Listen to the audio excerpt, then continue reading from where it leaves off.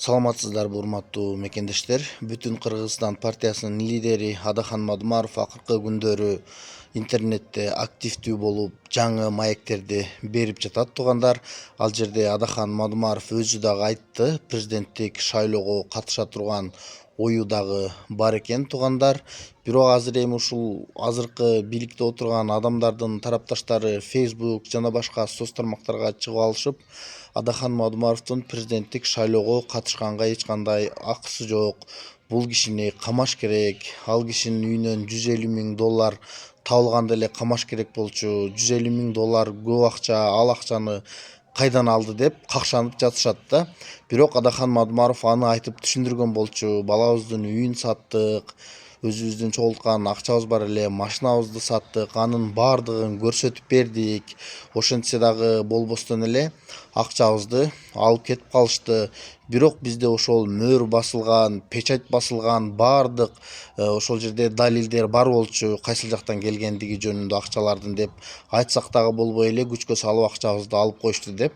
Эми ошону азыркы бийликти колдогондор дагы айтып жатат, Адахан Мадумаров андай акчаны кайдан тапты деп. Бирок туугандар, бул жерде мындай адилеттүү дагы болуш керек. Анткени жакында эле Азаттык билдиргенин билесиздер. Ал жерде Садыр Жапаров 20 миллиондон ашык үй жайым бар, ошоларды өзүмө жаздырдым деп айтканын билебиз. Ошондой эле Камчыбек Ташиевдин бир тууган иниси Шайыр дагы миллиардер болуп кетиптир. Алардан эмнеге сурашпайт, эмнеге алардан сураша албайт, ошолордун деле кайдан алды мынча акчаны деп талап кылып коюшса болот да. Бул жөн эле мындай адилеттүүлүк үчүн. Анткени туугандар, биз билебиз да саясатчылардын кайсыл жакта иштегенин. Адахан Мадумаров деле өмүр бою ушул мамлекеттик кызматтарда иштеп жүрөт да. Албетте ал кишиде акча болсо деле жарашат. Анткени чоң кызматтарда дагы турган, алардын айлыгы деле жакшы болот негизи. Бирок азыркы бийликтеги адамдарга караганда Адахан Мадумаровдо андай акчалар жок, ал миллиардер эмес туугандар. Ошентсе деле үйүнөн ошол $150,000 табып алып, эми ошону кайра айтып жатышат. Бул кишини камаш керек жана башка деп. Бирок башка өздөрүнүн миллиарддарын көрбөй атканы элдин көбүнү мындай таң калтырып жатат да. Баягы азыркы бийликтин тарапташы болосуңбу, ким болосуң, ошентсе дагы мындай адилеттүү карап, адилеттүү ой жүгүртүш керек туугандар. Бир эле Адахан Мадумаровдун акчасын санабастан, ошол өздөрү колдогон шефтеринин дагы байлыктарын санап койсо жакшы болмок. Анткени азыр алар албетте бийликте отурганда аларга мындай жагынуу үчүн алардын кемчиликтерин айтпай атат. Бирок баардык адамдар бийликке келет кетет, баардыгы калат туугандар.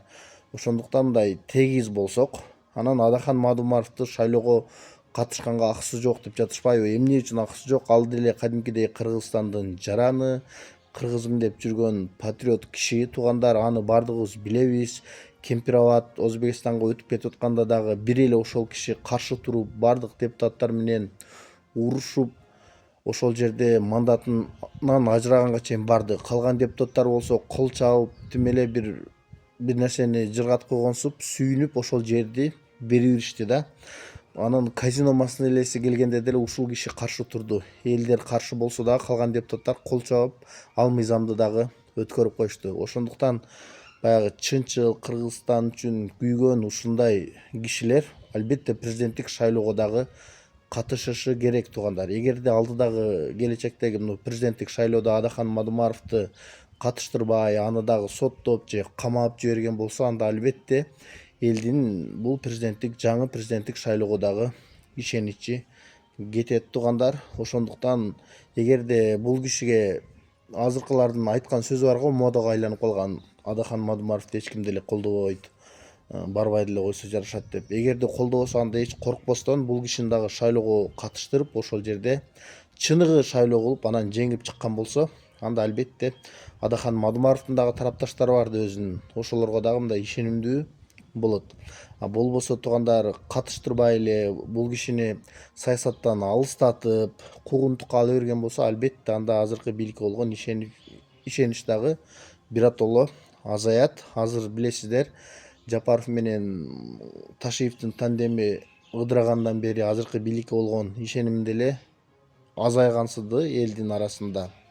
Эми алдыда көрүп турарбыз туугандар, жаңы президент ким болорун. Негизи сиздер дагы ушул жөнүндө өзүңүздөрдүн ой пикириңиздерди жазыңыздар. Адахан Мадымаров президенттик шайлоого катышышы керекпи негизи? Ошол жөнүндө жазыңыздар. Анан кийинки президент болуп кимди көргүңүздөр келет?